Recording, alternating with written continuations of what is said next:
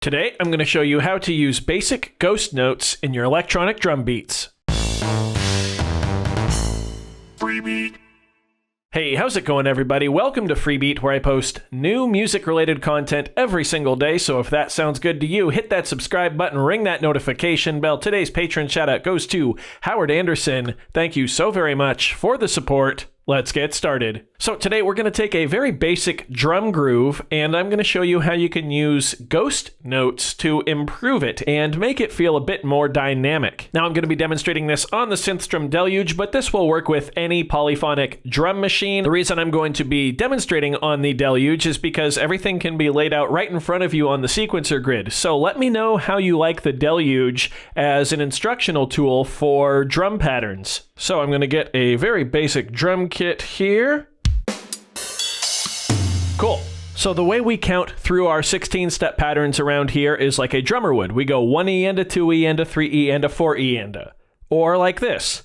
1E and a 2E and a 3E and a 4E and a. If you've watched any of my pocket operator tutorials, it's the same thing as 1E and a 2E and a 3E and a 4E and a. The only difference is that instead of in this 4x4 grid, all of our 16 pads are laid out horizontally. So the pattern is doom doo da doom da da doo da doom. Very, very simple. So the kick drum's gonna go on the downbeat of beat 1, the and of beat 1, the of beat 1.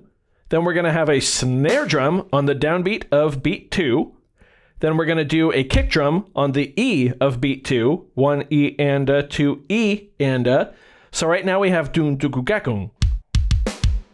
Just like that. Now we're going to put a snare drum on the of beat 2, as well as the E of beat 3. So doom doo gakung gach. Now we're going to put two kick drums, both on the and of beat 3 and the of beat 3. Doom, doom, goo, gak, goong, gak, goong, goong. Now we're going to put a snare drum on the downbeat of beat 4, and finally a kick drum on the E of beat 4. So your very basic pattern will sound like this.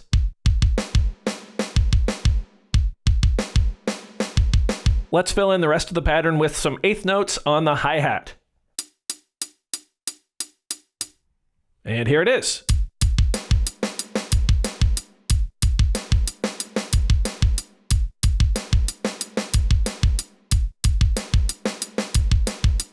Cool, so there's our very basic drum pattern. Now what we're going to do is take some ghost notes on the snare drum and really embellish this pattern and make it feel a bit more dynamic. Now, if you're unfamiliar with the concept of ghost notes, basically they're when a real drummer on the snare drum will kind of tap the stick along on the top of the snare drum, kind of in time with the music, but very, very low dynamically. So it just kind of provides a sense of movement for the drums without really disrupting, the listener's perspective. You can hear the difference, you can feel the difference, but it's hard to pick up on the ghost notes if you don't know that they're there. That might not have been the best description, but after we place this first ghost note, I think you'll have a better understanding of what they are. So like I said, the ghost notes go on the snare drum track, and the first one we're going to place is right here on the E of beat 1.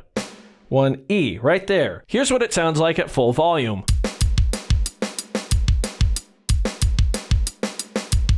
It's not completely awful, but it makes the pattern sound kind of cheesy.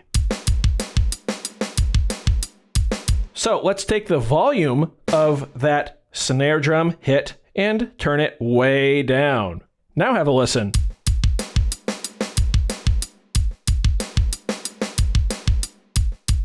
You hear that? It's barely in there. We can turn it up just a little bit more so you can hear it better. There you go.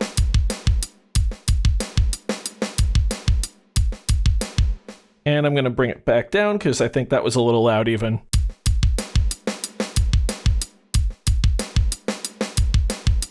Cool. Now we're going to put two more ghost notes in there, both on the and of 4 and the of 4. And for both of those, we are once again going to turn down the volume.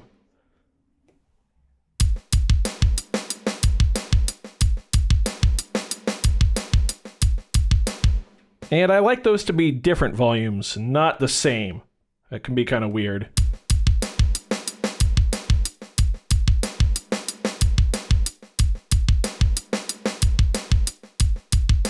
There we go. Can you feel the pattern starting to move? Now where it's really going to start to take shape is when we affect two notes that we've already placed. These two, the ba ba ga -un.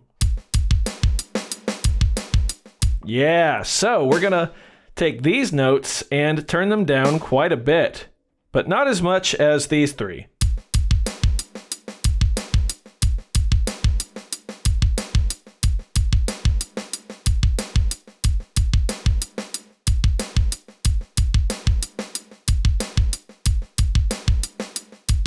Yeah, and you can kind of play with these, and adjust things to your personal preference. Also, it might not hurt to go ahead and take our two backbeat snare drum hits here on beats 2 and 4 and turn those up, if you have the ability to do that on whatever gear you're using.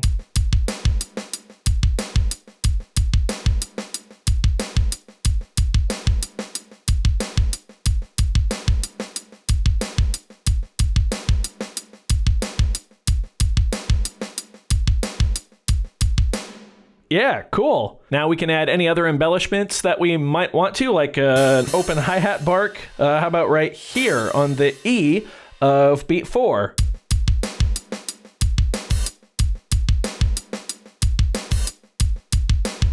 If the sequencer that you're using has probability, you can have fun with that. Or if it has conditions like the OPZ or any of the Electron boxes do, we can say only play that open hi-hat 2 of 2 times. So every 2 times it'll play the hi-hat bark. If not, it'll ignore it.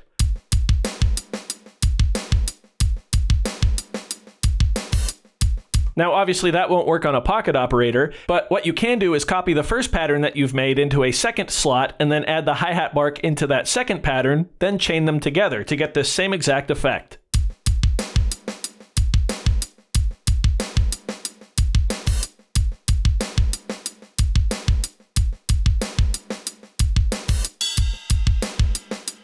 With a random ride cymbal bell in there for good measure. So as you can tell, just changing the dynamics of the snare drum and incorporating some ghost notes, as we call them, can really bring a pattern to life and add quite a bit of dynamic goodness to your drum grooves.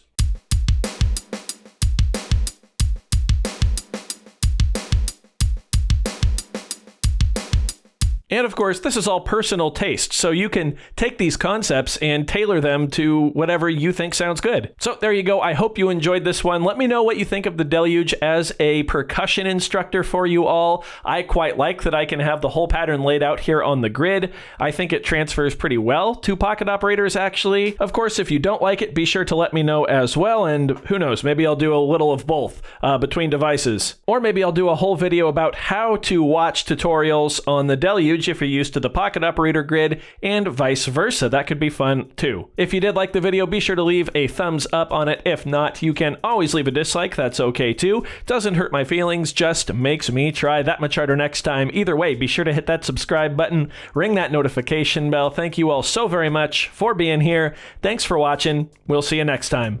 Bye.